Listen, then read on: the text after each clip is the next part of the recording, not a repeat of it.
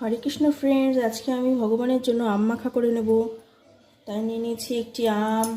আমের বোটাটা ছাড়িয়ে এখন একটু ছুলে নেব। কালকে করেছিলাম আমের চাটনি ভগবানের জন্য,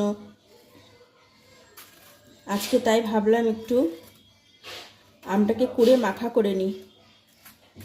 দেখতে থাকো আমি কিভাবে আম মাখা করি। আমটার চোচা ছাড়িয়ে নিয়েছি, এবার আমি এই গ্রেটারটা দিয়ে আমটাকে গ্রেট করে নেব। আমটার মনে হয় আটি হয়নি, আটিটা এখনো ছোটই আছে।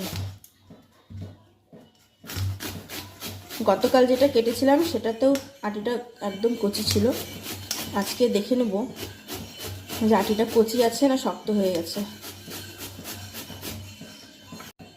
পুরো আমটা আমি এভাবে গ্রেট করে নিয়েছি। এই যে দেখো, এরকম আটিগুলো ঠিক এরকম হয়েছে, শক্ত হয়নি। দিয়ে দিলাম একটু নুন, একটা কাঁচা লঙ্কা। কাঁচা লঙ্কাটা নুনের মধ্যে ভালো করে ডলে নিয়ে আমটা মেখে নেব।